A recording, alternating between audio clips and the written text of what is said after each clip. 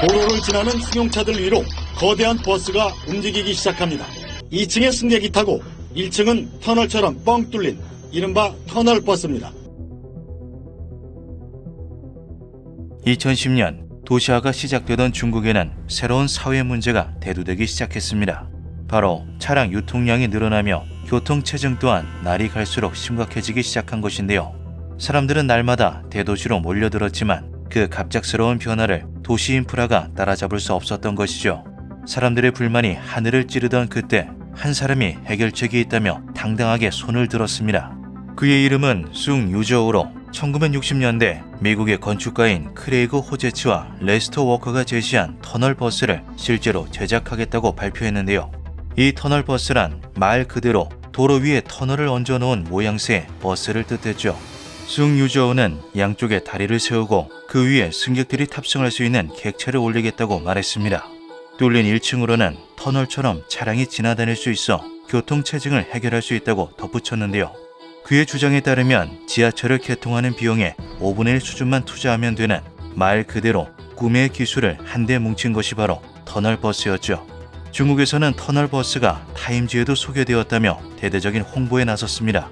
사실 이 터널 버스는 제시된 이후로 수십 년간 단순히 떠도는 아이디어에 불과했는데요. 실제 도로교통에 대입하기에는 회전과 교차로에서 대응하기 어렵다는 점뿐만 아니라 통과 가능한 차량을 위해 얼마나 높이 객차를 설치할 것인지 등의 이유로 실현 불가능한 발명품이라는 것이 주된 의견이었기 때문이었죠. 하지만 중국에서는 이 모든 문제와 이유들을 두고 부족한 기술력에 대한 핑계라고 규정했습니다. 해외에서는 기술이 미흡해서 할 수 없는 것을 우리 대국의 기술자는 실현할 수 있다.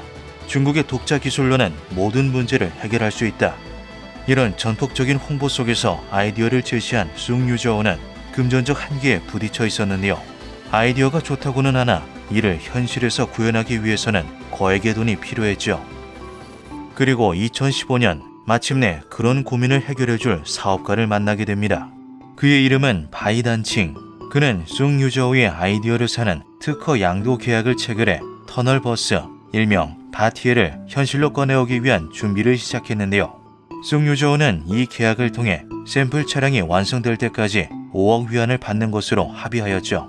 시민들의 기대와 지지를 등에 업은 바이단칭은 바티에 프로젝트 회사를 설립하고 자신과 함께할 투자자들을 모으기 시작했습니다. 그는 바티에가 민간 합작 투자 사업, 즉 정부의 공식 승인을 얻어 지원금을 받는 사업으로 진행된다고 홍보하며 투자를 받았는데요. 사람들은 너도 나도 사업에 상당한 거금을 투자하며 중국의 선진 기술이 현실로 구현되기만을 기다렸죠. 2016년 8월 2일 바티에는 허베이성 치낭다오시에서 마침내 그 베일을 벗습니다. 웅장한 자태를 드러낸 바티의 시범 운행은 순조롭게 진행되었는데요. 저비용 고효율의 차세대 대중교통이다. 대국에 걸맞은 혁신적인 발명품이다. 중국의 모든 매체는 우후죽순 찬사를 쏟아냈죠. 핵심 설계자인 숭 유저우는 당당하게 마이크를 잡고 자신의 성과를 홍보했습니다. 이것은 잠재력을 가진 프로젝트이며 향후 30년 내에 전 세계에 50만 대를 유통할 것입니다. 여러 국가로부터 주문을 받고 있어요. 하지만 이를 바라보는 자국 전문가들의 시선은 조금 달랐습니다. 그들이 보기에 공개된 바티에는 타국의 개발을 진행하지 않았던 모든 이유들이 그대로 남아있었던 것인데요. 버스라는 이름으로 홍보했던 것과는 달리 실제로는 도로에 전용 레일을 깔아야 움직일 수 있는 궤도형 시스템이었던 것이죠. 또 차량 아래로 다른 차가 통행하도록 설계하겠다던 하부 공간은 약 2.1m에서 2.2m 수준이라 여유가 크지 않았고 실제 운영 단계에서는 버스, 트럭, 탑차들은 고사하고 SUV마저 통행 제한이 생길 가능성이 높았습니다. 무엇보다 이런 구조는 교차로와 분기점, 승하차 및 비상 상황까지 교통 시스템 전체를 설계하고 검증하는 것이 핵심이라고 할 수 있는데요. 고작 300m의 시범 운행 수준에 머문 바티에는 이런 설계가 충분히 검증되었다고 보기 어려웠죠. 그에 대해 2016년 8월 8일 시범 운행이 고작 일주일도 지나지 않았을 무렵 치낭다오시의 발전개혁위원회의 한 관계자마저 충격적인 발표를 내놓았습니다. 바로 바티에 프로젝트를 승인하기 위한 신청서를 받은 적 없으며 시범 운행 자체도 모르고 있었다고 말한 것인데요.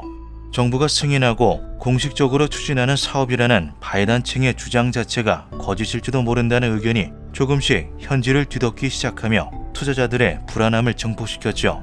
동시에 마치 짜맞추기라도 한 것처럼 시범 운행을 마친 바티는 후속 계획 없이 그 자리에 방치되기 시작했습니다.